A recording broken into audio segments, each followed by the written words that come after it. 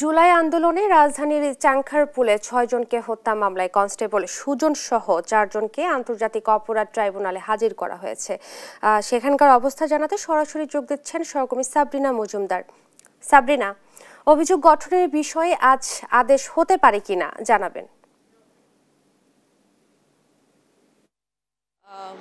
ইশরাত, আজকে চাংখারপুলে যে শহীদ আনাস সহ ৬ জনকে হত্যা মামলায় যে আসামিতে তাদেরকে হাজির করা হয়েছে এবং সেই সাথে একটু যদি মনে করে দিতে চাই যে আন্তর্জাতিক অপরাধ ট্রাইব্যুনালে কিন্তু এটি প্রথম মামলা, যেই মামলার অভিযোগ আমলে নিয়েছিল ট্রাইব্যুনাল এবং পরবর্তীতে আসলে এই মামলাতে রাষ্ট্রপক্ষের আইনজীবী কথা বলেছেন এবং ট্রাইব্যুনালে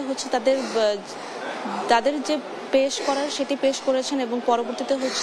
আসামি পক্ষের আইনজীবী কথা বলেছেন এবং সেই জন্য আজকে অভিযোগ গঠনের আদেশের জন্য আজকের দিন ধার্য করেছেন ট্রাইব্যুনাল ১।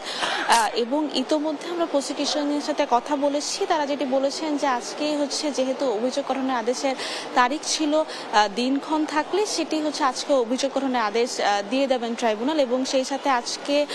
অর্থাৎ আজকে প্রথমে শুনানি শুরু হলে সেখানে বিচারপতিরা আদেশ পড়া শুরু করবে এবং পরবর্তীতে এই অভিযোগটি অর্থাৎ রাষ্ট্রপক্ষের আইনজীবীরা যেটি বলেছেন যে এখানে আসলে হত্যাযজ্ঞ চালানো হয়েছিল এবং সেখানে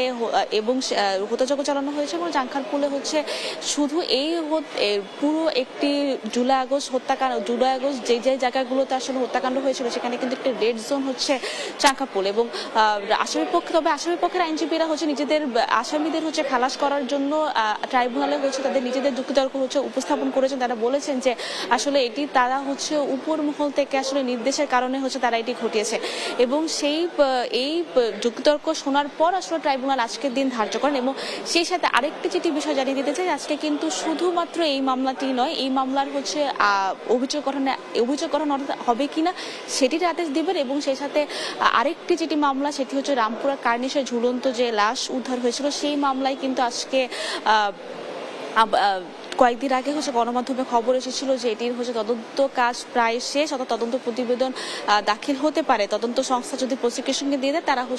তো আমরা ঠিক প্রসিকিউশন সাথে কথা বলেছি, তারা বলেছেন যে তদন্ত কাজ এখনো প্রায় চলমান, তো এটিও আজকে দাখিল হবে এবং সেই সাথে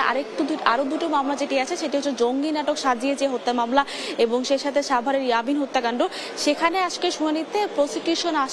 তদন্ত প্রতিবেদন দাখিলের জন্য আসলে সময় চাইবে, এটি আসলে আমরা আজকে প্রসিকিউশন থেকে শুনেছি। তো এখন পর্যন্ত কোনো একটি মামলার শুনানি শুরু হয়নি, শুনানি শুরু হলে আসলে আমরা শুনানির পরবর্তীতে আসলে ট্রাইব্যুনাল কি দিন ধার্য করে এবং ট্রাইব্যুনাল আসলে কি বলে প্রসিকিউশনকে বা